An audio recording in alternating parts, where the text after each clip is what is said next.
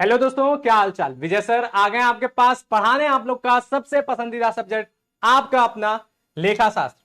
और आज हम लोग जो है अपना ये सेकंड लेक्चर में आ चुके हैं।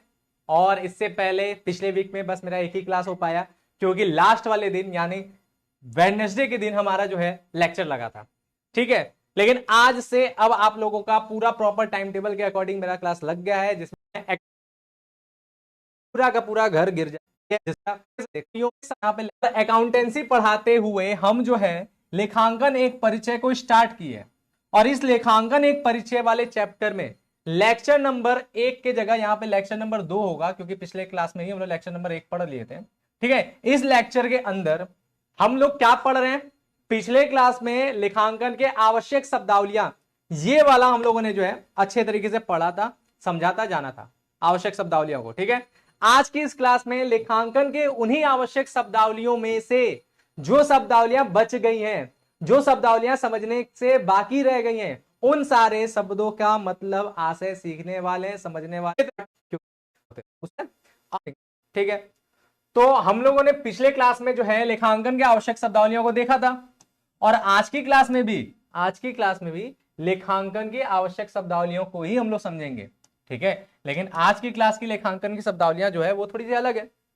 जो पिछले क्लास में थोड़े मोड़े छूट गए थे, शायद 3-4 पॉइंट छूटे थे, उसको देखेंगे। और उसके साथ साथ अपना अगला अगला जो आगे के कुछ टॉपिक्स हैं, कुछ कॉन्सेप्ट है, उसको देखेंगे। ठीक है, तो चलो हम लोग सीखते हैं, देखते हैं, समझते हैं। लेकिन एक बार क्या हो रहा है, अमर राज बोल रहे हैं कि सर रिप्लाई दीजिए, क्या रिप्लाई चाहिए? चलो, तो कुल बाकी कहते हैं लेकर के बाकी सारा का सारा कौन, देखो करना क्या है यहां पर। देखो ये बात है, पहला बात क्या बोले कि रहतिया, स्कंद या स्टॉक। ठीक है, इसको हम जो है पिछले क्लास में आपको समझाने से रह गए थे। बाकी सारा का सारा कॉन्सेप्ट समझा गया था। और कुछ बच्चे बोले कि सर पिछले क्लास वाला एक बार रिवाइज कर दो। तो आप लोगों से हमने पिछले क्लास में ही बताया था कि अकाउंटेंसी पढ़ने का क्या तरीका है, कि जैसे ही क्लास ओवर हो जाता है, कंप्लीट हो जाता है, जैसे आज की क्लास जब कंप्लीट होगा तो आप क्या करना, आप जो है रात में सोने से पहले इस क्लास को एक बार रिवाइज कर लिया।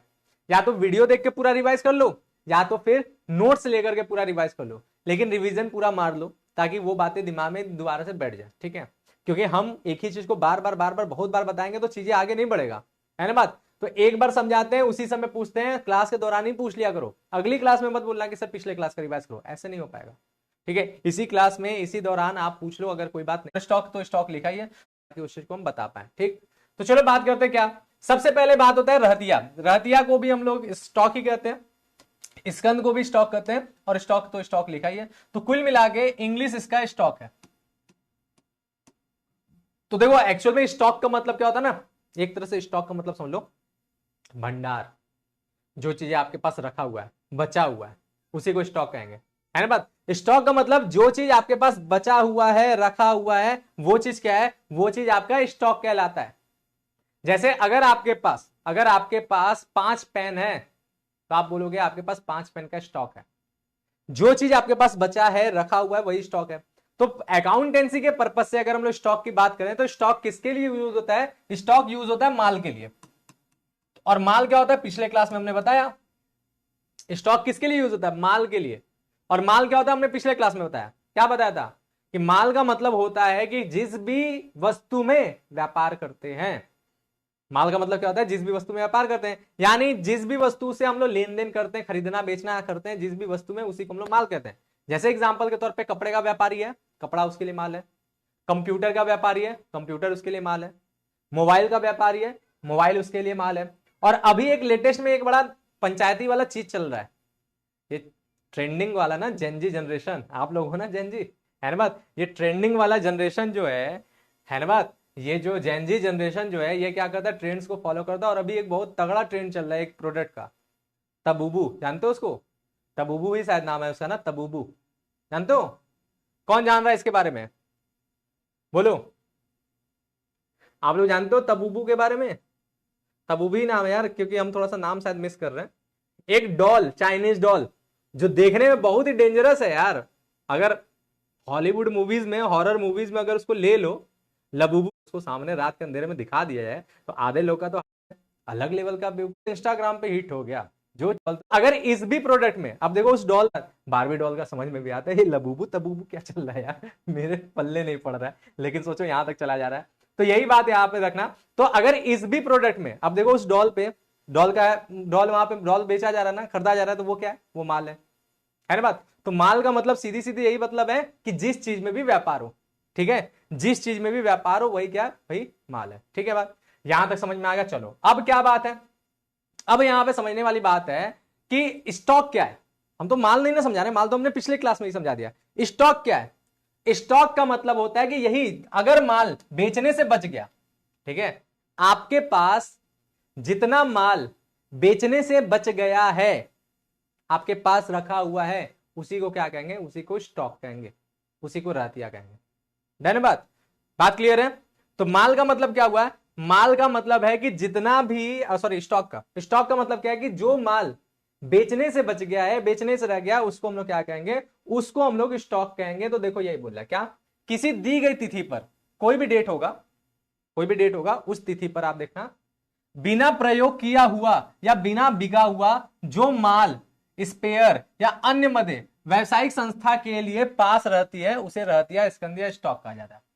ठीक है, अगर सरल शब्दों में बोलो ना, बड़ी आसान शब्दों में, तो यही बोलना कि जो भी माल बेचने से बच जाता है, शेष बचा हुआ माल जो होता है, उसी को हम लोग क्या कहते हैं, स्टॉक कहते हैं। अब उस स्टॉक के अंदर माल तो आएगा ही, स्पेयर भी आता है। स्पेयर का मतलब क्या होता है, देखो स्पेयर का मतलब इस तरह से समझ लो कि जैसे कि बहुत सी चीजें होती है ना, वो कई पार्ट्स को आपस में असेंबल करते हैं, फिर जाके वो प्रोडक्ट बिकता है, समझ रहे हो, असेंबल करके प्रोडक्ट बेचते हैं। जैसे देखो, जैसे लैपटॉप, लैपटॉप कंप्लीट है, उठा करके हमने बेच दिया सीधे सीधे। लेकिन अगर डेस्कटॉप की बात करें तो डेस्कटॉप कंप्लीट नहीं है, वो असेंबल होता है। सीपीयू अलग होता है, मॉनिटर अलग होता है ना बात, माउस अलग होता है, कीबोर्ड अलग होता है, यूपीएस अलग होता है, तो वो क्या है, वो असेंबल होता है। तो वो असेंबल जब होता है तो वो अलग अलग पार्ट ही स्पेयर्स कहलाएंगे। साइकिल देखते हो, साइकिल साइकिल कसवाया जाता है ना बात, टायर अलग होता है, फ्रेम अलग होता है, ये सारी की सारी एडिशनल जो जो चीजें लगती है वो अलग होता है, उसको स्पेयर्स कहेंगे। तो स्पेयर्स भी एक तरह से माल है, तो इसीलिए माल स्पेयर्स। या फिर अन्य मदे, अन्य मदे में क्या, अन्य मदे मतलब क्या, सारी चीजें ना, अन्य मतलब जो चीज बेचने के लिए रखा गया वही सारी चीजें। जैसे देखोगे बाइक्स को जब अगर हम लोग खरीदते हैं, कभी भी कोई गाड़ी खरीदे होगे आप लोग, तो देखना गाड़ी जैसी खरीदोगे, चाहे बाइक खरीदो चाहे कार खरीदो, तो उसके साथ कुछ टूल्स भी दिए जाते हैं, कुछ औजार भी दिए जाते हैं, वो भी बेचने के उद्देश्य से ही रखा गया ना, तो वो भी माल है। कुल मिला के यही समझना कि क्या माल अगर बेचने से बचा हुआ है तो उसी को क्या कहेंगे, रहतिया कहेंगे। ठीक है, अब ये रहतिया दो तरीके का जनरली होता है। रहतिया जनरली दो तरीके का होता है, एक होता है हमारा क्या, प्रारंभिक रहतिया जिसे ओपनिंग स्टॉक कहते हैं, और दूसरा क्या होता है, अंतिम रहतिया जिसे क्लोजिंग स्टॉक कहते हैं। ठीक है, रहतिया दो तरीके का होता है, क्या, एक होता है प्रारंभिक रहतिया और दूसरा होता है अंतिम रहतिया। ठीक है, हाँ अमित कुमार बिल्कुल बन जाओ यार, एकदम बन जाओ। सर आपका एक क्लास का नोट्स 4 पेज का था, बैठा लो, क्योंकि ये सारे के सारे पॉइंट्स में से कोई एक दो, एक होता है ओपनिंग स्टॉक, दूसरा होता है क्लोजिंग स्टॉक। अब ये ओपनिंग स्टॉक क्लोजिंग स्टॉक समझने से पहले आप जानना कि आपने लेखांकन में एक बात समझोगे, आगे चल के आप पढ़ोगे, ठीक है, क्या, कि हमारा लेखांकन जो होता है ना, पूरा एक साल का हिसाब किताब करता है। लेखांकन में एक लेखांकन वर्ष होता है जिसमें हिसाब किताब होता है कि व्यापार ने क्या लाभ कमाया, क्या हानि कमाया। ठीक है, जनरली वो समय होता है 1 अप्रैल से 31 मार्च। लेखांकन वर्ष कब से कब तक का होता है, 1 अप्रैल से 31 मार्च। ठीक बात, जनरली यही समय होता है। बात डन है, ये हमारा समय होता है लेखांकन वर्ष का। तो अगर इस हिसाब से देखा जाए तो लेखांकन का, अकाउंटेंसी का ओपनिंग ईयर कब होगा, ओपनिंग डेट कब होगा, या बोलो न्यू ईयर कब होगा। तो हर एक अकाउंटेंसी का, ठीक है, हर एक बिजनेस का जो न्यू ईयर होगा, जो ओपनिंग डेट होगा, वो क्या होगा, ये, तो ये हमारा ओपनिंग डेट कहलाता है। ठीक है, ओपनिंग डेट। ठीक, बात समझे। और ये हमारा जो डेट होगा इसे हम लोग क्या कहेंगे, इसे हम लोग कहेंगे क्लोजिंग डेट। यहां पर हमारे खाते बंद होते हैं और हम लोग पता कर लेते हैं कि बिजनेस में कितना प्रॉफिट हुआ, कितना लॉस हुआ, और यहां पर अगले साल वही खाते दोबारा से शुरू होते हैं और अगले साल के पूरे बिजनेस का हिसाब किताब करते हैं। ये दो डेट हो गया। ठीक, चलो, तो देखो स्टॉक क्या होगा, जो भी हम लोग स्टॉक अगर इस डेट पे देखते हैं तो इस डेट के स्टॉक को हम लोग क्लोजिंग स्टॉक कहते हैं। यानी वर्ष के अंत में, लेखांकन वर्ष के अंत में जो भी माल बेचने से बच जाता है, उस माल को हम लोग क्लोजिंग स्टॉक कहते हैं। ठीक है, बात समझे, यानी अंतिम रहतिया कहते हैं। समझ लो, पहले हम अंतिम रहतिया समझा रहे हैं, क्या लिख रहा है, लेखांकन वर्ष के अंत में व्यावसायिक उपक्रम के पास जो भी अविकृत माल यानी बिना बेचा हुआ माल रहता है ना, उसी के मूल्य को क्या कहते हैं, अंतिम रहतिया कहते हैं। अंतिम रहतिया मतलब लेखांकन वर्ष के अंत में बचा हुआ माल। ठीक, अब प्रारंभिक रहतिया क्या होगा? अब कॉमन सेंस यूज करो, बताओ, अगर जिस साल, मान लो इस साल के अंत में आपके पास माल जो है बेचने से बच गया है, तो अगले साल जब नया साल उसको शुरुआत करोगे उस बिजनेस का, तो क्या वो बिना बचा हुआ माल को फेंक दोगे और नया माल खरीद के वापस स्टार्ट करोगे बिजनेस? उस नए माल को बेचना स्टार्ट करोगे, जो पुराना माल बचा है उसको भी बेचोगे कि नहीं? बात समझ रहे हो ना, कि पुराना माल फेंक फाक दोगे, ऐसा तो नहीं ना करोगे। तो यही बात होता है। अब इस समय जो आपका क्लोजिंग स्टॉक होता है, पिछले साल का जो क्लोजिंग स्टॉक हुआ, वही क्या होगा, वही अगले नए साल के लिए क्या हो जाएगा, ओपनिंग स्टॉक हो जाएगा। समझना, अगले नए साल के लिए क्लोजिंग स्टॉक होगा। ठीक है, यानी कुल मिला के ये भी बोल सकते हैं कि वर्ष के प्रारंभ में जो भी माल बेचने से बचा हुआ का शेष होता है, अविकृत माल, उसका जो मूल्य होता है वही क्या होता है, वही ओपनिंग स्टॉक होता है। तो देखो, लेखांकन वर्ष के प्रारंभ में व्यवसाय के पास जो भी अविकृत माल के जो मूल्य होते हैं उसी को क्या कहते हैं, प्रारंभिक स्टॉक कहते हैं। डन है, समझ में आ गया? क्लियर है ना, बात एकदम समझ में आ गया? तो ये हो गया स्टॉक के बारे में। अगली बात देखो, अगली बात होता है कि यही माल जो है ना, इस माल को अगर और डिटेल में पढ़ना चाहोगे तो इस माल के लिए एक जो है बड़ा शब्द जिसको इन्वेंट्री कहते हैं। एक्चुअल में इन्वेंट्री भी जो है स्टॉक का ही अंदर आता है, लेकिन इन्वेंट्री स्टॉक से थोड़ा सा और विस्तृत कॉन्सेप्ट है, स्टॉक से बड़ा कॉन्सेप्ट है। स्टॉक में जनरली माल और स्पेयर्स को ही देखते हैं, लेकिन इन्वेंट्री में वो टूल्स वगैरह हमने नहीं बताया था, जो गाड़ी बेचते समय टूल्स का यूज होता है, वो भी आ जाता है। और स्टॉक के अंदर जो है फिनिश गुड्स आता है, याद रखिएगा। स्टॉक के अंदर हमेशा क्या होता है ना, स्टॉक के अंदर हमेशा फिनिश्ड गुड्स की बात करते हैं। अब फिनिश्ड गुड्स क्या होता है? तो फिनिश्ड गुड्स का मतलब होता है कि निर्मित माल पूरी तरह से, यानी ऐसा माल जिसका हम लोग प्रयोग कर सकते हैं, निर्मित माल, उसी का मूल्य जो है ना वही इसके अंदर आता है। लेकिन जब हम लोग इन्वेंट्री में चले जाते हैं तो इन्वेंट्री में हर तरह का माल आ जाता है, हर तरह का। यानी कैसा, आप इसके अंदर इन्वेंट्री के अंदर जब भी बात करोगे तो इसमें रॉ भी आता है, ठीक है, वर्क इन प्रोग्रेस भी आता है, और इसके साथ फिनिश्ड भी आता है, सभी तरह का माल। ठीक है, तो चाहे रॉ मटेरियल हो, वर्क इन प्रोग्रेस हो, या फिर फिनिश गुड्स हो, हर तरह के माल का जो बचा हुआ स्टॉक होता है, जो बचा हुआ मूल्य होता है, बेचने से जो बचा आ रहा है, उन सबके मूल्य को इकट्ठा लोगे तो इन्वेंट्री कहलाता है। तो इन्वेंट्री एक तरह से क्लोजिंग स्टॉक ही है, या फिर बोल लो स्टॉक ही है, बस उससे थोड़ा सा बड़ा हुआ पार्ट है। उसमें स्टॉक, हर तरह का स्टॉक आ जाएगा, रॉ मटेरियल वाला स्टॉक भी, वर्क इन प्रोग्रेस यानी अर्धनिर्मित माल का स्टॉक भी, और फिनिश गुड्स यानी निर्मित माल का स्टॉक भी। जैसे एग्जांपल के तौर पे देखो, जैसे मान लो आप फर्नीचर के विक्रेता हो, ठीक है, आप मान लो फर्नीचर के विक्रेता हो। अब जब फर्नीचर के विक्रेता हो तो आप क्या करोगे, आप मान लो फर्नीचर बनाते भी हो और बेचते भी हो, ठीक। तो अगर स्टॉक की बात करेंगे तो हम लोग क्या करेंगे, हम लोग देखेंगे कि हमारे दुकान में जो फिनिश्ड स्टॉक है, यानी कंप्लीट जो बने हुए फर्नीचर हैं, कंप्लीट जो बने हुए फर्नीचर हैं, वो कितने का बचा हुआ है जिसको अभी तक हम बेच नहीं पाए, वो हम लोग स्टॉक जानेंगे। लेकिन जैसे हम लोग इन्वेंट्री में आ गए, समझना, जैसे हम लोग इन्वेंट्री की बात करेंगे तो फिर उस इन्वेंट्री में हम लोग क्या देखेंगे, हम लोग ये देखेंगे कि हमारे पास कितना लकड़ी है, लकड़ी, क्योंकि लकड़ी क्या है, लकड़ी रॉ मटेरियल, फर्नीचर बनाने के लिए लकड़ी का यूज होता है ना, तो लकड़ी रॉ मटेरियल हो गया, ठीक है। कितना का हमारा फर्नीचर है, अच्छा कितने फर्नीचर, कितना ऐसा है जो लकड़ी से कुछ शेप वगैरह बन गया लेकिन पूरा फर्नीचर नहीं बना है, अर्धनिर्मित माल, लकड़ी काट उठ के उसका शेप वगैरह दे दिया, बस उसको जोड़ जाड़ के फर्नीचर बनाना बाकी है, ऐसे कितना है, ये है वर्क इन प्रोग्रेस, यानी माल अभी बन रहा है, अर्धनिर्मित माल है, ठीक है।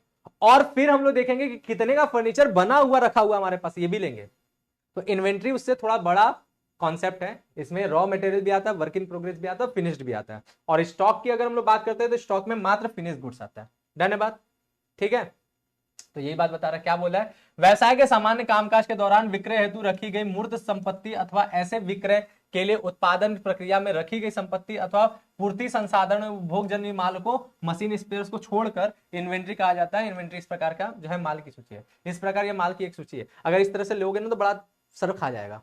हमने जैसे समझाया आप साफ से बोलो, क्या कि क्या बोलोगे, वर्ष के अंत में, वर्ष के अंत में ऐसे जोड़ दो, या फिर बोलो एक निश्चित तिथि को, एक निश्चित तिथि को कच्चा माल, अर्धनिर्मित माल तथा निर्मित माल, ठीक है, तथा निर्मित माल, इन सभी का जो है बिना बचा हुआ जो शेष है, बिना बेचा हुआ, बिना बेचे हुए माल का जो शेष है, जो शेष है वही क्या होगा, वही इन्वेंट्री कहलाएगा। यानी इन्वेंट्री को हम लोग हिंदी में रहतिया ही कहते हैं, हिंदी में इसको भी रहतिया ही कहते हैं, लेकिन ये रहतिया से थोड़ा सा बड़ा। ठीक बात।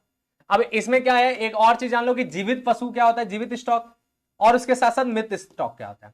ये भी हमारा एक स्टॉक का टाइप बोल सकते हो। इसके बारे में भी अक्सर क्लास 11 में टीचर्स पूछ लेते हैं, एग्जाम में तो जनरली नहीं आता है, लेकिन टीचर्स पूछ लेते हैं या एमसीक्यू में बाई चांस आ जाता है। ठीक बात। क्या होता है नैतिक पांडे, क्या नहीं समझ में आया, बताओ कहां पे दिक्कत हो रहा है, डाउट कुछ बच्चों ने डाला है, देख लेते हैं क्या है भाई, क्या दिक्कत हो गया नैतिक, कहां पे दिक्कत हो रहा है बताओ सर।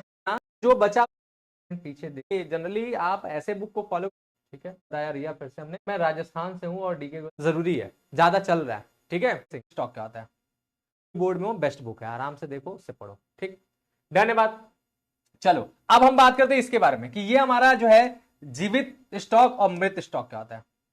तो एक जमाना था पहले का, अब तो भाई एडवांसमेंट इतना होते जा रहा है कि धीरे धीरे आदमी भी नहीं रहेगा काम करने के लिए, हर जगह रोबोट आ जाएगा, है ना बात। ऐसा बोला जाए एआई का युग आ रहा है, एआई का युग आ रहा है, एआई ये कर देगा, एआई वो कर देगा, एआई ऐसा एआई ऐसा, तो ये बात है ना। तो डर तो सबको लगा है कि भैया हमारे जगह पे पता चला आज हम आपको पढ़ा रहे हैं, कुछ समय बाद पता चलेगा हमारे जगह कोई एआई पढ़ा रहा है आपको, कोई रोबोट पढ़ा रहा है कि नहीं बात, ऐसा हो सकता है। तो इस प्रकार से जमाना जो है बहुत तेज बदल रहा है। तो एक समय पहले जब पुराने बात किया जाए तो पुराने समय में ट्रांसपोर्ट के लिए कौन सा साधन यूज होता था, ट्रांसपोर्ट मतलब यातायात के लिए बैलगाड़ी, घोड़ा गाड़ी, यानी जानवरों से रिलेटेड गाड़ियां चलती थी ना, कार्ट, कार्ट समझते हो ना, कार्ट मतलब एक तरह से ठेला टाइप का जो गाड़ी होता है उसी में जानवर हुक किए रहते हैं और वही खींचते हैं, बैलगाड़ी, टांगा, ये सब होता है।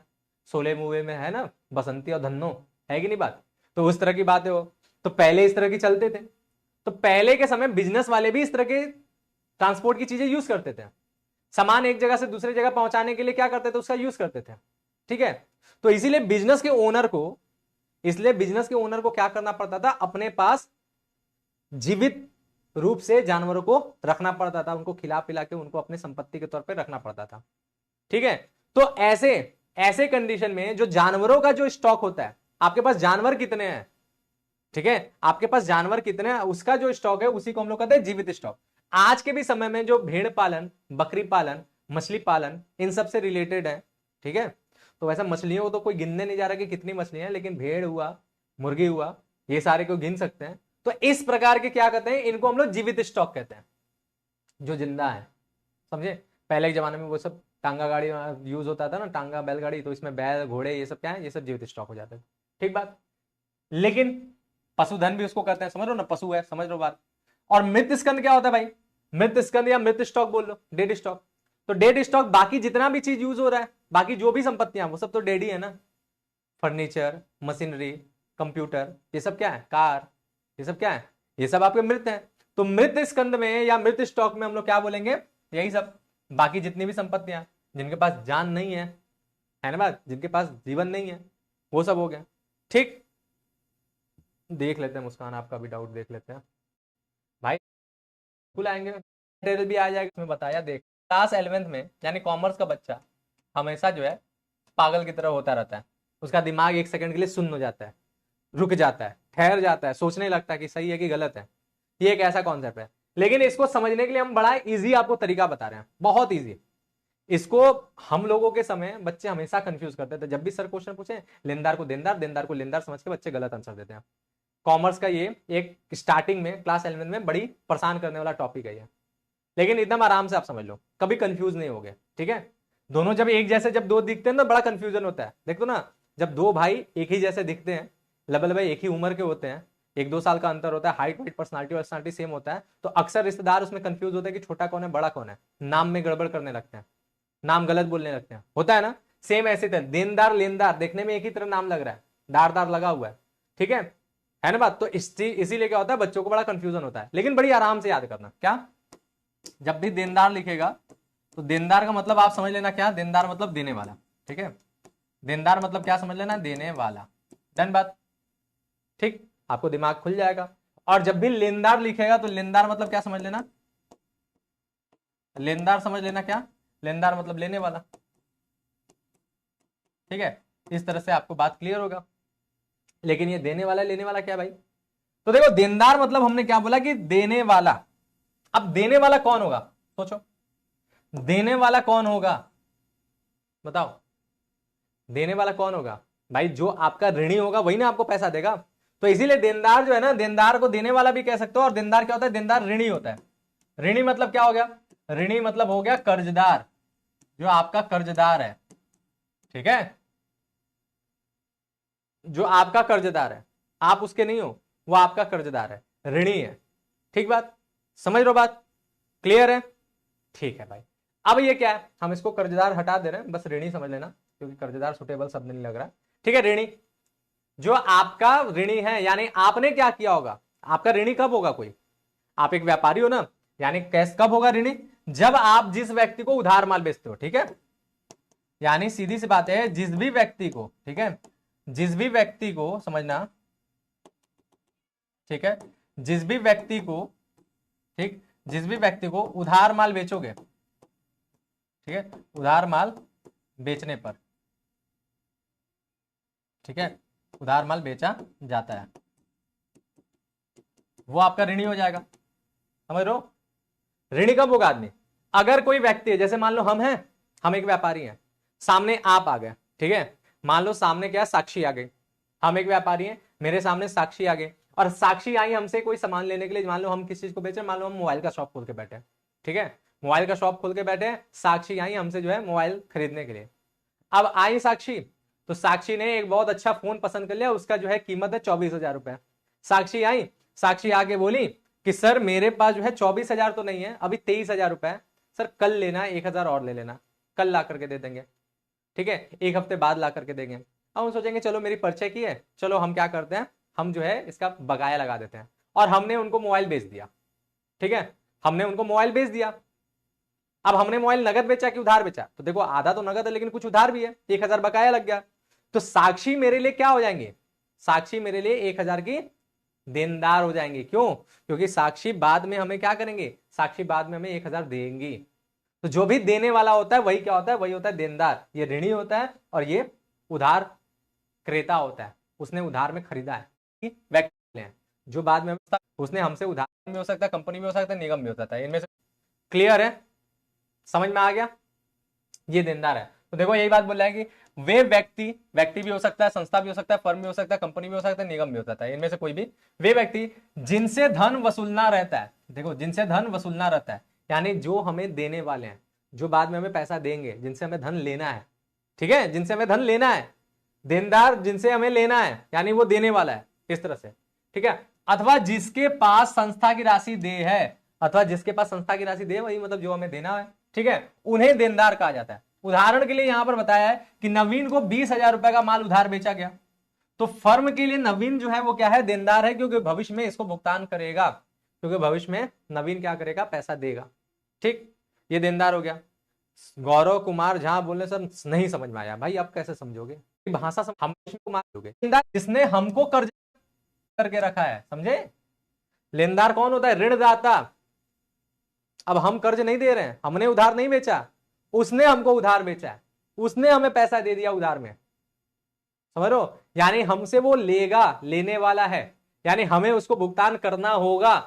तो ऋणदाता कौन होगा, जिस व्यक्ति से उधार खरीदते हैं, ठीक है, जिस व्यक्ति से उधार खरीदते हैं,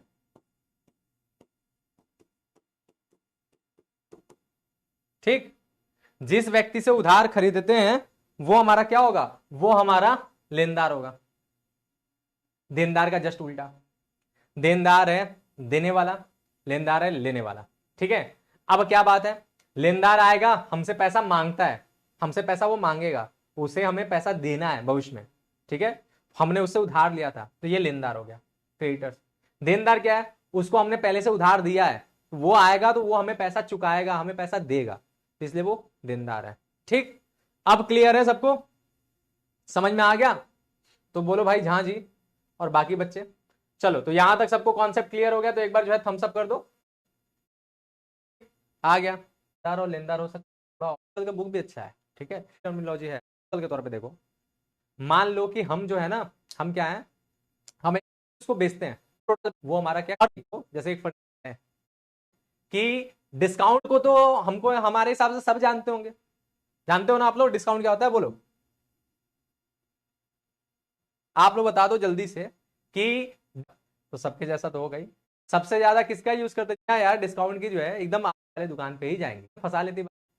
लड़के कहीं भी जाके सामान ले लेते हैं, लेकिन लड़कियां कहीं भी जाके सामान नहीं लेती हैं।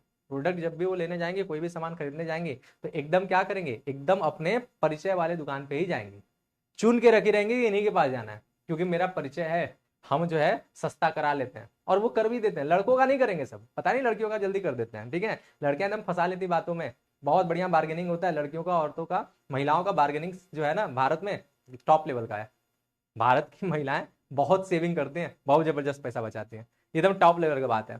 तो और ऑनलाइन में भी जो देखेंगे तो ऐसे ही ऐप का यूज करेंगे जहां पर डिस्काउंट मिलता है, ऐसे ही ऐप का यूज करके जो है सामान खरीदती है। तो डिस्काउंट तो आप लोग को पता ही है, ठीक। डिस्काउंट का मतलब क्या होता है, डिस्काउंट का मतलब होता है कि जितना पैसा देना है उससे कम देना पड़े। अब आप ही लोग देखो, जैसे इस बैच में आए हो, डिस्काउंट पे ही आए हो ना, इस बैच में आपने एडमिशन लिया है, तो क्या किस सोच में, फटाक से डिस्काउंट लगा तो फटाफट फटाफट खरीद लिए, अर्ली बर्ड ऑफर, खुश हो गए कि वाह हम तो अर्ली बर्ड हैं, तुरंत लेंगे। बिल्कुल, डिस्काउंट मतलब छूट होता है, बिल्कुल है ना बात। तो आपको समझ में आ रहा है, तो ये क्या है, ये छूट का मतलब है कि जितना हमें देना है उस पैसे में अगर थोड़ी सी भी कमी हो जाती है, तो उसी कमी को हम लोग क्या कहते हैं, छूट, कटौती, डिस्काउंट, अपहार, इस तरह से जाना जाता है, ठीक है। तो यही देखो, व्यवसाय के ग्राहकों से जो प्राप्य राशि होती है, यानी ग्राहकों को जितना भुगतान करना है, अगर ग्राहक के पॉइंट ऑफ व्यू से सोचोगे तो ग्राहकों को जितना भुगतान करना है, लेकिन हम लोग यहाँ पे अकाउंटेंसी पढ़ रहे हैं तो व्यापार के पॉइंट ऑफ व्यू से सोचना है। तो व्यापार को जो ग्राहकों से मिलने वाला पेमेंट है, मिलने वाला जो पैसा है, उसमें यदि कमी हो जाती है, ठीक है, उसमें जो भी की गई कमी है, उसी कमी को छूट बट्टा या कटौती कहते हैं, यानी अपार कहते हैं। यह कमी दो प्रकार से होता है, यानी छूट दो तरीके का होता है, एक होता है हमारा व्यापारिक छूट, दूसरा होता है रोकड़ छूट।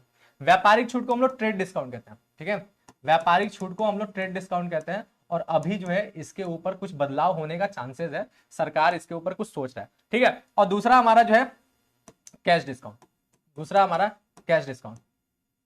अभी एक लेटेस्ट न्यूज है, आप लोग एक जानते हो ना, एक एमआरपी सुने हो, एमआरपी, बोलोगे सर क्या हम लोग को एकदम बैल समझ के रखा है क्या, एमआरपी नहीं पता होगा, बोलो एमआरपी जानते हो ना, प्रोडक्ट के ऊपर जो प्राइस लिखा रहता है उस प्राइस को एमआरपी कहते हैं, पता है आप लोगों को।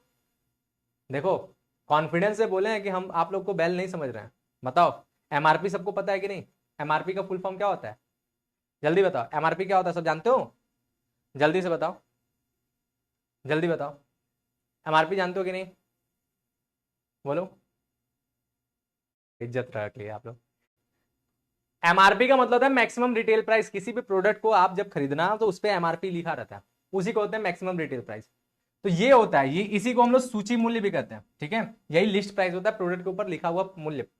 अब इसी के ऊपर एक नियम बदलने जा रहा है, ठीक है, एमआरपी जो है, भारत सरकार ये सोच रहा है कि एमआरपी लिखने वाला कॉन्सेप्ट हटा करके एक नया कॉन्सेप्ट है जो अमेरिका और यूरोप के देशों में अप्लाई होता है, उसे हम लोग शायद एसआरपी कहते हैं, ठीक है, एसआरपी या आरआरपी कहते हैं, दोनों नाम से उसका यूज होता है। तो वो लगाने का सोच रहा है, अब वो अलग प्राइस है, ये अलग प्राइस है, हम लोग लेकिन उसकी बात अभी नहीं करेंगे, क्योंकि वो जब होगा तो उसके बारे में हम कुछ ना कुछ आप लोग को बता ही देंगे, जब भी ऐसा लगेगा। बस अभी चल रहा है चर्चा अंदर अंदर, ठीक है, जब बाहर आएगा तो उसके बारे में भी हम आपको बताएंगे, ये थोड़ा सा करंट अफेयर की बात होगी। चलो, लेकिन हम बात करते हैं कि ये व्यापारिक बट्टा यानी ट्रेड डिस्काउंट और ये रोकड़ बट्टा यानी कैश डिस्काउंट क्या है। तो देखो, जैसे कि आप लोगों ने बोला कि सर हमने बैच डिस्काउंट में लिया, ठीक है, हमने बैच सर डिस्काउंट में लिया, तो जानो, जब आप प्रोडक्ट को परचेस करने जाते हो, किसी भी प्रोडक्ट को परचेस करने जाते हो, तो उस प्रोडक्ट का अपना लिस्ट प्राइस होता है, उस प्रोडक्ट का अपना लिस्ट प्राइस होता है, ठीक है, उस प्रोडक्ट का अपना लिस्ट प्राइस होता है, यानी सूची मूल्य होता है, जिसको हमने क्या बताया, सूची मूल्य, एक तरह से एमआरपी जो होता है वही सूची मूल्य होता है ना बात। उस प्रोडक्ट का अपना लिस्ट प्राइस होता है, यानी सूची मूल्य होता है। अब इसी मूल्य पे अगर आपको छूट मिलता है तो उसी छूट को हम लोग व्यापारिक छूट कहते हैं। व्यापारिक छूट का मतलब होता है प्रोडक्ट की जो प्राइस है उस पर जो छूट मिल गया। जैसे आपने बैच देखा होगा, तो इस बैच का जो एमआरपी होगा वो 10,000 का होगा, लेकिन आप बैच जो है कुछ बच्चे 17,000 में, 1799 में ले रहे हैं, कोई 1749 में ले रहा है, कोई जो है 1999 में ले रहा है ना बात, इस तरह से। तो एमआरपी क्या होता है, लिस्ट प्राइस, और लिस्ट प्राइस से जितना कम मूल्य पे आप खरीद रहे हो उसी मूल्य के जो छूट है उसको हम लोग ट्रेड डिस्काउंट कहते हैं। अब ये ट्रेड डिस्काउंट क्या करता है कि अक्सर आप देखोगे त्योहारों के सीजन में आ जाता है भारी बंपर छूट, 60% डिस्काउंट, 70% डिस्काउंट, 80% डिस्काउंट, और क्या होता है, सब पागलों जैसा खींचे चले जाते हैं। अरे 70% है, अरे 80% है, और जाओगे तो क्या होगा, आजकल तो लोग होशियार हो गए, समझदार हो गए, समझ में आने लगेगा। जाओगे तो पता चल जाता है क्या, कि यार जो इस प्रोडक्ट को आप 500 रुपए में डिस्काउंट के बाद देख रहे हो, वो प्रोडक्ट रियल में भी अगर डिस्काउंट ना भी रहे तो 600-700 में मिल जाता है, लेकिन उस प्रोडक्ट को 500 में जो मिल रहा है उसका दाम वहां पे एमआरपी दिखा देगा कि 3500 का है, 4000 का है, इतना भयंकर डिस्काउंट। लेकिन रियल मायने में 50 या 100 रुपए का डिस्काउंट होता है, बहुत ज्यादा नहीं होता, सिर्फ दिखाने के लिए इतना हो जाता है। एमआरपी बढ़ा चढ़ा के लिख करके प्रोडक्ट का दाम कम कर दिया जाता है। यही कॉन्सेप्ट है बिजनेस का, यही बिजनेस है भाई। क्यों? क्योंकि डिस्काउंट से लोग खींचे चले जाते हैं, है ना बात। तो ये हमारा क्या है, ये हमारा ट्रेड डिस्काउंट है। ये करता क्या है, ये ग्राहकों को अपनी ओर आकर्षित करता है। मॉल वगैरह में अक्सर देखोगे, किसी भी त्योहारों के सीजन पे देखो बम्पर बम्पर डिस्काउंट आता है, तो ये ग्राहकों को खींचने का काम करता है, अपनी ओर आकर्षित करता है और सेल्स बढ़ा देता है, बिक्री बढ़ा देता है। ठीक है, तो ये हो गया हमारा ट्रेड डिस्काउंट। कैश डिस्काउंट की बात करें तो कैश डिस्काउंट क्या है, कैश डिस्काउंट तब यूज में आता है जब हम पेमेंट करने जाते हैं, भुगतान। यानी प्रोडक्ट की जो जितनी प्राइस है, प्रोडक्ट की जितनी प्राइस है उस प्राइस पे अगर डिस्काउंट मिल जाता है, यानी आपको जितना रुपए पेमेंट करना है उस पेमेंट वाले रकम पे अगर डिस्काउंट मिल जाता है, तो वो होता है हमारा कैश डिस्काउंट। ठीक है, तो कैश डिस्काउंट किस पे आता है, ड्यू प्राइस पे, ड्यू प्राइस। ठीक है, ड्यू प्राइस का मतलब हम क्या बोलते हैं, देय मूल्य। यानी जितना आपको भुगतान करना है, अगर इसके मूल्य में अगर कोई कमी हो जा रहा है तो उसी को हम लोग कैश डिस्काउंट कहते हैं। ठीक है, यानी अगर आपको टोटल जो है 500 रुपए का सामान मिला, बना 500 रुपए आपको पेमेंट करना है, लेकिन आप जब कैश पेमेंट करने जा रहे हो तो 500 की जगह आपने जो है 450 कर दिया, तो 50 रुपए आपका जो बचा ना, वो आपका कैश डिस्काउंट होगा। पेमेंट के टाइम याद रखना, कैश डिस्काउंट हमेशा तभी होगा जब पेमेंट हो रहा है, उधार में कभी नहीं होगा। ठीक, तो ये हो जाएगा कैश डिस्काउंट, यानी माल का जो मूल्य के बाद जो भुगतान करना है उस रकम पे जो डिस्काउंट मिले। और ट्रेड डिस्काउंट, जो हमारा माल का प्राइस है, कौन सा, लिस्ट प्राइस, एमआरपी, उस पे जो डिस्काउंट मिले। ठीक, तो यही होता है हमारा डिस्काउंट, और इन दोनों के बारे में यहाँ पे डिटेल बताया भी है ना। क्या होता है अच्छे तरीके से देख लो। व्यापारिक छूट, ग्राहकों को माल के विक्रय पर माल के अंकित मूल्य, ठीक है, अंकित मूल्य में की गई जो कमी है वही व्यापारिक बट्टा कहलाता है। और व्यापारिक बट्टा जो है, व्यापारिक कटौती नगद और उधार दोनों विक्रय पे दी जाती है। ठीक है, इसका लेखा पुस्तकों में उल्लेख नहीं होता।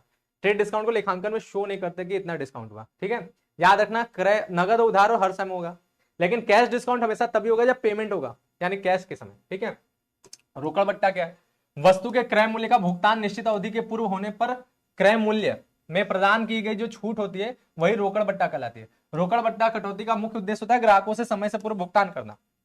देखो, ट्रेड डिस्काउंट बिक्री बढ़ाने के लिए या ग्राहक को खींचने के लिए दिया जाता है, लेकिन कैश डिस्काउंट किस लिए दिया जाता है, ताकि जल्दी से जल्दी पेमेंट मिल जाए। किसी से 500 रुपया पेमेंट लेना है, आप बोलो कि 500 नहीं तुम 450 दे दो, बात खत्म, तो फटाक से 50 रुपया डिस्काउंट पाने के लिए जल्दी से पेमेंट कर देगा। ठीक है, तो यही बात है कि ये ना शीघ्र भुगतान प्राप्त करने के लिए प्रोत्साहित करता है, और इसका लेखा जो है, इसका लेखा पुस्तकों में किया जाता है, ये उल्लेखित होता है। तो इसके बारे में जर्नल एक चैप्टर है, उसमें भी हम आपको बताएंगे। अभी फिलहाल इतना आपको जानना है। जर्नल जो है ना, वो भी हम पढ़ाएंगे आपको। ठीक है, जर्नल वाले चैप्टर में भी। ठीक, चलो नेक्स्ट बात देख लो, ये दोनों डिस्काउंट के बाद अब बात आता है, एक है आहरण। ये आहरण क्या होता है, आहरण जिसको हम लोग इंग्लिश में कहते हैं ड्राइंग्स। ड्राइंग्स, अब ये ड्राइंग्स क्या है भाई, आप व्यापारी हो तो आप भी क्या करोगे ना, आपको अपने व्यापार से जरूरत पड़ने में सामान को लेना निकालना होता है। ठीक है, कुछ प्रोडक्ट आप क्या करते हो, अपने बिजनेस से निकाल लेते हो, जरूरत पड़ता है तो पैसे अपने व्यापार से निकाल लेते हो, जरूरत होता है तो। जैसे आप व्यापारी हो, ठीक है, आपने दुकान पे बैठे हो, अचानक क्या हुआ, घर से फोन आया, आप जा रहे हो, दुकान बंद करके जा रहे हो, अपने घर जा रहे हो, तो घर से फोन आ गया कि सब्जी लेते आना। आपके पास पैसा नहीं है, तो आप क्या करोगे, अपने गल्ले से, दुकान से पैसा निकालोगे और रास्ते में सब्जी लेकर के घर पहुंच जाओगे। अब वो सब्जी क्या दुकान में यूज हुआ, नहीं ना, कहां यूज हुआ, घर में यूज हुआ। पैसा कहां से आया, अपने दुकान से आया। यानी जब व्यापार में से व्यापार का मालिक निजी प्रयोग के लिए कुछ भी पैसा निकाल लेता है, तो वो ही क्या होगा, वही ड्राइंग है। तो सीधा सीधा बात है, व्यापार से निकाला गया कुछ भी किसके लिए, निजी प्रयोग के लिए, वो हमारा आहरण कहलाता है, ड्राइंग कहलाता है। उस कुछ भी में क्या क्या निकलता है, या तो पैसा निकालता है या तो माल निकालता है। जैसे मान लो कपड़े का व्यापारी, होली का समय आ रहा है, होली में अक्सर क्या होता है, होली और त्योहारों के सीजन में क्या होता है कि अक्सर क्या होता है कि अपने परिवार वालों में नए कपड़े दिए जाते हैं, सब लोग नए नए कपड़े पहनते हैं। अब आप जो है दुकानदार हो, कपड़े का ही आपका व्यापार है, तो आप दूसरी जगह से कपड़ा खरीदने की जगह क्या करोगे, अपने ही दुकान का माल अपने घर वालों को पहना दोगे, पहन लो। अब आपने क्या किया, अपने दुकान का माल घर वालों को पहनाना, माल निकला ना, निजी प्रयोग के लिए निकला ना, क्या है, आहरण है। तो आहरण का सीधा सीधा मतलब है क्या, निजी प्रयोग के लिए माल या फिर रोकड़ यानी कैश निकालना। ठीक है, तो व्यापार का स्वामी अपने निजी प्रयोग के लिए जो भी माल या रोकड़ व्यापार से निकालता है उसे आहरण कहता है। धन्यवाद, क्लियर, समझ में आ गया। चलो नेक्स्ट बात, नेक्स्ट हमारा क्या है, नेक्स्ट है व्यापारिक प्राप्यताएं, जिसे हम लोग बिल्स रिसीवेबल कहते हैं, ट्रेड रिसीवेबल कहते हैं। अब देखो ये एक्चुअल में कुछ है नहीं, ये आप पहले भी पढ़ चुके हो, बोलोगे सर कहां पढ़ा है, बिल्कुल पढ़ चुके हो। ठीक है, ट्रेड रिसीवेबल का अपने आप समझ लो, देनदार आपने पढ़ा ना, बस वही है, देनदार आपने पढ़ा ना, बस वही है, देनदार मतलब क्या, देने वाला। ठीक है, तो व्यापार में जहां जहां से भी पैसा मिलना बाकी है, समझो, व्यापार में जहां जहां से भी पैसा मिलना बाकी है वो सबका अगर इकट्ठा बोला जाए, इकट्ठा, तो उसी को ट्रेड रिसीवेबल बोलेंगे। ठीक है, यानी व्यापारिक प्राप्यताएं बोलेंगे। इसमें देनदार, देखो यहां पे देखो, देनदार भी शामिल होता है, प्राप्य बिल शामिल होता है। प्राप्य बिल क्या है, प्राप्य बिल कागज का वो टुकड़ा है जिसपे पैसा आपको मिलना बाकी है, एक डॉक्यूमेंट है जिसपे आपको भविष्य में पैसा मिलेगा। कुछ लोग उस पर कर्ज लिए हैं, उन पे विश्वास नहीं था तो आपने कागज में लिखवा लिया तुम हमको पैसा दोगे, ठीक है, तो वही प्राप्य बिल हो गया, बात समझे। तो प्राप्य बिल और देनदार ये दोनों का दोनों इसके अंदर शामिल होता है। तो जहां जहां से भी पैसा मिलना है व्यापार में, ठीक है, जो जो देने वाले हैं, जिस जिस डॉक्यूमेंट पे देने वाला डॉक्यूमेंट है, वो सारा का सारा आपका क्या है, व्यापारिक प्राप्यताएं यानी ट्रेड रिसीवेबल है। डन बात, ठीक है, बात क्लियर है। संपत्ति होगा, सीधी सी बात है। अगला क्या है, व्यापारिक देयताएं यानी ट्रेड पेबल्स, उसी का उल्टा, ट्रेड पेबल्स उसी का उल्टा, यानी इसमें क्या, क्रेडिटर्स की बात कर लो। ठीक है, तो एक क्रेडिटर्स आ जाएगा और उसी तरह क्रेडिटर्स के अलावा दे बिल। ठीक है, व्यापारिक देता है, यानी सीधी सी बात है कि जिस जिस चीज का आपको भुगतान करना है, जिन व्यक्तियों को भुगतान करना है वो क्रेडिटर्स यानी, और जिस बिल का भुगतान करना है, यानी एक कागज का टुकड़ा आपने साइन करके रखा है कि आपको उसका पेमेंट करना है, ठीक है, तो वो आपका दे बिल होगा। तो दे बिल और लेनदार इन दोनों का जो टोटल होगा वो हमारा व्यापारिक देयताएं होगा, यानी जहां जहां आपको पेमेंट करना है। ठीक, तो ये हो जाएगा। चलो नेक्स्ट बात देख लो, एक सेकंड। ठीक, अब बात है इकाई। अब ये इकाई क्या है यार, इकाई क्या होता है, इकाई कोई ऐसा चीज नहीं जिसको आप समझोगे तभी बात बनेगा, लेकिन अच्छे से समझ लोगे तो थोड़ा सा नॉलेज बढ़ जाएगा, है ना बात। बिजनेस में इस शब्द का भी प्रयोग होता है, अक्सर बच्चे परेशान हो जाते हैं कि ये क्या है। इकाई को हम लोग इंग्लिश में कहते हैं एंटिटी, एंटिटी।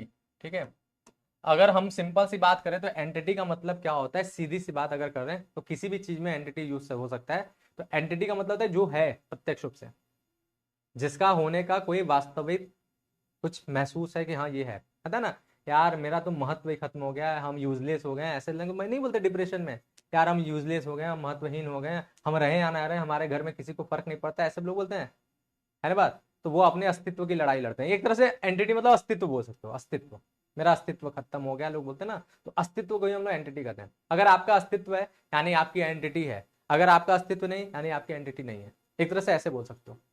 ठीक, लेकिन हम लोग जब अस्तित्व की बात करते हैं और एंटिटी की बात करते हैं और अकाउंटेंसी में जब एंटिटी की बात करते हैं, तो ये किसकी एंटिटी की बात कर रहे हैं, ये बात कर रहा है बिजनेस एंटिटी की, है ना बात, ये किसकी बात कर रहा है, बिजनेस एंटिटी की, समझे। और देखो अस्तित्व ही पहचान है, बात समझे, या पहचान ही अस्तित्व है। अगर पहचान ही ना हो कहीं तो आपका अस्तित्व ही नहीं है, समझे। पहचान से ही क्या होता है, अस्तित्व बनता है। आप हमें जानते हो कि हम अकाउंटेंसी पढ़ाते हैं तब मेरा अस्तित्व है। हमको अगर कोई ना जाने दुनिया में, हमको कोई पहचानता ना, कोई ना जानता हो, तो फिर बताओ इस दुनिया में मेरे रहने का कोई मतलब है, कोई अस्तित्व है मेरा क्या, अस्तित्वहीन नहीं हो, बेकार नहीं हो गया, एंटिटी मेरा बचा नहीं। तो यही बात है। तो बिजनेस एंटिटी यानी बिजनेस की पहचान, बिजनेस की पहचान क्या होगा भाई, बिजनेस का पहचान उसका नाम है, उसके द्वारा किए गए कार्य है, तो बिजनेस का पहचान बिजनेस है ना बात। तो इसको इस तरह से आप समझो, क्या इकाई से आशय उस आर्थिक इकाई से है जो आर्थिक क्रियाएं निष्पादित करती है। बिजनेस का पहचान क्या है, उसके द्वारा किया गया बिजनेस। तो जो व्यापारिक कार्य हो रहा है ना, वो कार्य जिसके द्वारा किया जा रहा है वही क्या है, व्यापार की इकाई कहलाता है। जैसे एग्जांपल के तौर पे, जैसे देखो हीरो होंडा कंपनी, व्यापार का पहचान है हीरो होंडा का, ठीक है। जैसे क्या टिस्को, ठीक है, ये भी एक कंपनी है। जैसे क्या हमारा सेल, ये भी एक कंपनी है। जैसे मारुति, ये भी कंपनी है। ये सारे के सारे क्या है, बिजनेस एंटिटी है, इनका पहचान है, इसको लोग जान रहे हैं, इसको पहचानते हैं, ठीक है। तो ये बात हो गया, ठीक, बात क्लियर है। अब व्यवसायिक इकाई, व्यवसायिक इकाई से विशेष रूप से चिन्हित किए जाने वाले व्यवसायिक उपक्रमों से हैं, जैसे देखो अलंकार jewellers, single traders, SPD publication, ये सब। सीधी सी बात है, एंटिटी का मतलब समझ लो पहचान, अस्तित्व, बस यही है आपका, ठीक। बात क्लियर हो गया। अब देख लो नेक्स्ट बात, देखो नेक्स्ट हमारा क्या, समता। अब ये समता क्या कहलाता है? समता को इंग्लिश में कहते हैं इक्विटी। एक शो है जिसका हम बार बार नाम लेते हैं अपने क्लास के दौरान, बच्चों को बोलते हैं और जरूर देखना चाहिए, हम ये बार बार बोलते हैं। कौन सा शो है? Shark tank. देखते हो आप लोग? बोलो शार्क टैंक देखते हो? कोई जानता है शार्क टैंक के बारे में? देखते हो कि नहीं? बोलो। निशांत कंबोज पूछ रहे हैं सर आपकी शादी हो गई? सर शांत, ये पूछ क्यों रहे हैं हुए या नहीं शार्क टैंक के शादी? देखो हम फिर हम उस तो ऐसा उसी समय क्लास का बनाते हैं। Equity fund, clear. बोला ओनरशिप फंड, बिल्कुल सही। इक्विटी का मतलब क्या होता है? इक्विटी का मतलब होता है ओनरशिप फंड। अब ये ओनरशिप फंड क्या है भाई? ओनरशिप फंड, ठीक है। फंड अगर ना ही छोड़े तो इससे ओनरशिप बोल दे तो इससे भी आप समझ सकते हो। इक्विटी फंड का मतलब ओनरशिप फंड हो जाएगा, यानी एक तरह से मालिकाना हक। ओनरशिप को मालिकाने बोलते हैं, स्वामी। तो आप अगर किसी बिजनेस में आप उसके स्वामी हो, आप मालिक हो, और आपके द्वारा जितना पैसा लगाया गया जिसकी वजह से आप मालिक हो, जितने बिजनेस के हिस्से पे आपका मालिकाना हक है, उसी को कहते हैं इक्विटी। जैसे अकेले आप मालिक हो, पूरा पैसा आपका है, आप ही अकेले बिजनेस चलाते हो, 100% इक्विटी आपका है। दो आदमी मालिक है, एक आदमी 30% लगाया, एक आदमी 70% लगाया, 70% आपकी इक्विटी, 30% जिसने लगाया 30% उसकी इक्विटी। तो इक्विटी का मतलब होता है मालिकाना हक। जितना पूंजी लगाया उस पूंजी में आपका उतना अधिकार, ठीक है, वही होता है, ठीक। तो समता शब्द से आशय पूंजी एवं देयताओं से है। यह दो प्रकार की होती है, पहला स्वामी की समता, दूसरा बाहरी लोगों की समता। स्वामी की समता यानी मालिक ने जो लगाया वो तो एक तरह से इक्विटी का मतलब जनरली यही होता है। और बाहरी लोगों की क्षमता एक तरह से दायित्व हो जाता है, ठीक है। बाहरी लोगों की क्षमता का मतलब क्या होता है? दायित्व हो जाता है। जैसे लेनदा, ऋण, देय विपत्र आदि, इन्हें बाहरी दायित्व भी कहते हैं, ठीक है। तो बाहरी लोगों की क्षमता मतलब बाहरी लोगों का दायित्व, जो जिनको हमें भविष्य में देना है पेमेंट, वो, ठीक है। दायित्व तो आप लोग जान ही गए हो, वो बता ही चुके थे। तो क्षमता का मतलब एकदम सीधे सीधे शब्दों में आप समझ लेना कि मालिकाना हक। अब आ गया अप्राप्य या अशुद्ध ऋण, जिसको हम लोग कहते हैं बैड डेब्ट्स। बैड डेब्ट्स, ठीक है। बैड मतलब खराब, डेब्ट्स मतलब ऋण, खराब ऋण। तो ये ना, ये क्या होता है कि आप समझो ऐसे कंडीशन में कि आप जाते हो अपने दोस्त से पैसा मांगते हो। मांगते हो आप लोगों ने कभी अपने दोस्त से पैसा मांगा, या आपका दोस्त आपसे कभी पैसा मांगा है? बोलो, मांगा है कि नहीं? आप गए पैसा मांगे, या तो उसने आपसे पैसा मांगा, और फिर इस पैसे का हिसाब किताब होता है क्या, बताओ? वो आप जब पैसा उसको देते हो, या वो आपसे जब पैसा मांगता है, आप पैसा देते हो या आप पैसा लेते हो, तो आप बताओ आपके अंदर क्या रहता है?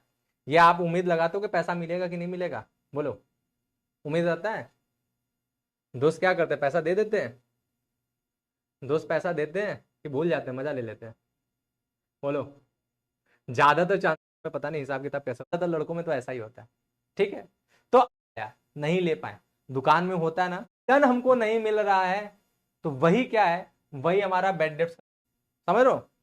हम ऐसे आदमी को क्या करें, पैसा उधार में दे रहे हैं, जहां से रिटर्न हमको नहीं मिल रहा है, तो वही क्या है, वही हमारा बैड डेब्ट कहलाता है, अशुद्ध ऋण कहलाता है। यानी ऐसा ऋण जो नहीं वसूल हो पाया, नहीं ले पाए। दुकान में होता है ना, दुकान चला रहे हो, बिजनेस चला रहे हो, बहुत लोग उधार में माल बेचना पड़ता है, बहुत लोग को उधार देना पड़ता है। अब उधार हमने दे तो दिया, लेकिन वो उधार वसूल नहीं हुआ, उस उधार को निकाल नहीं पाए, पैसा मिला नहीं, लेके भाग गया किसी भी कारण से, किसी भी कारण से वो पैसा नहीं दे पाया, तो वही पैसा जितना आपका डूब गया, उसी को अशुद्ध ऋण कहते हैं। और इसी वजह से ये डूब जाता है, इसलिए इसको डूबत ऋण भी कहते हैं। डूबत ऋण, डूब गया, धन्यवाद। तो यही बात है, जब उधार दिया हुआ धन किसी प्रकार से वसूल नहीं होता है, तो उन्हें उतने ही धन को जितना वसूल नहीं हो सका उसे अशुद्ध ऋण या अप्राप्य ऋण कहा जाता है। उधार बिक्री की जो राशि वसूल नहीं हो पाती उसे भी अप्राप्य या अशुद्ध ऋण कहा जाता है। सीधी सी बात है, जो भी पैसा नहीं वसूल हो रहा है ये हो गया, ठीक है, समझ में आ गया? ठीक है, अब नेक्स्ट बात देखो, नेक्स्ट हमारा क्या, संदिग्ध ऋण, इसे हम लोग कहते हैं डाउटफुल डेब्ट्स। अब ये क्या है, अशुद्ध ऋण कंफर्म है कि डूब गया, डूबत ऋण डूब ही गया, नहीं मिलेगा, पक्का नहीं मिलेगा। लेकिन कुछ ऐसा भी होता है कि संदिग्ध बना रहता है, संदिग्ध, संदेह, हो सकता है कि मिल जाए, हो सकता है कि ना मिले, ये मन में चल रहा है। आपने किसी को पैसा दिया, आया कोई बोला कि भाई 5,000 रुपए दे दे, 1 हफ्ते बाद दे देंगे, ठीक है, आपको मन में आया कि यार दे कि ना दे, दे कि ना दे, दे कि ना दे, पैसा लौटाएगा कि नहीं, लौटाएगा कि नहीं, आपने दे दिया, आपने 5,000 दे दिया। अब 5,000 आपने दे दिया और आपके मन में संदेह बना हुआ है कि पैसा मिलेगा कि नहीं मिलेगा, डूब तो नहीं जाएगा, ठीक है, तो ऐसे ही ऋण को संदिग्ध ऋण कहते हैं, जिसके मिलने और ना मिलने दोनों में संशय बना है कि मिल भी सकता है, नहीं भी मिल सकता है, ठीक है, तो ये होता है संदिग्ध ऋण। तो वे ऋण अथवा देनदार जिनकी वसूली होने की संभावना संदेहास्पद या संदिग्ध हो, उसे संदिग्ध ऋण कहते हैं। मिलेगा कि नहीं मिलेगा, इसी में लटका हुआ है बात, तो वो हो जाएगा, ठीक। ऐसे भी कुछ दोस्त होते हैं ना, जो पक्का दोस्त नहीं है, एकदम खास दोस्त नहीं है, थोड़ा मोड़ा हालचाल बातचीत हो रहा है, वो आया आपसे पैसा मांग लिया उधार, आपने इंसानियत के तौर पे दे दिया। अब दे दिया, लेकिन आपके मन में ये आ रहा है पता नहीं देगा कि नहीं, देगा कि नहीं, देगा कि नहीं, ये चल रहा है जब तक, तब तक वो क्या है, संदिग्ध ऋण, ठीक है। नेक्स्ट बात देखो, नेक्स्ट है शोधक्षम्य। अब ये शोधक्षम्य क्या होता है भाई, शोधक्षम्य को हम लोग सॉल्वेंट कहते हैं, सॉल्वेंट। सॉल्वेंट का मतलब होता है ऐसा आदमी जिसके पास भुगतान करने की क्षमता है। शोधक्षम्य, शोध का मतलब भुगतान, क्षम्य का मतलब क्षमता वाला, ठीक है, बात समझे। तो शोधक्षम्य का मतलब क्या है, शोधक्षम्य का मतलब होता है कि ऐसा व्यक्ति जिसके पास भुगतान करने की क्षमता है। जैसे जैसे अगर मेरे पास 4 लाख की संपत्ति है, मान लो, ठीक है, 4 लाख की मेरे पास अगर संपत्ति है, और अगर हम उधार लेते हैं 1 लाख रुपए का, तो बताओ हम शोधक्षम्य है कि नहीं है। तो बिल्कुल हम शोधक्षम्य है, क्योंकि मेरे पास 4 लाख की संपत्ति, 1 लाख का उधार हम तुरंत बेचकर निकाल देते हैं, दे देंगे, पेमेंट कर देंगे।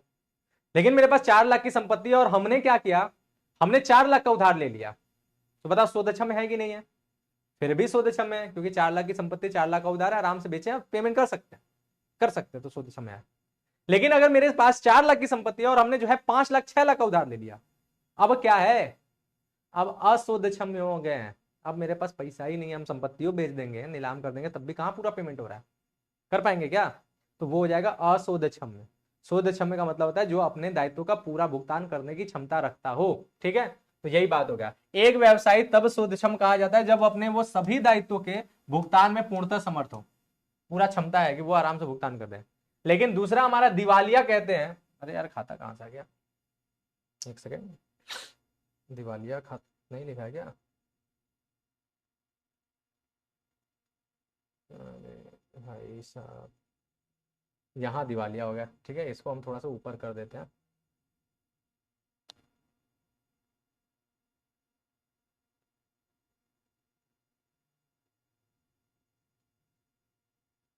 एक सेकेंड,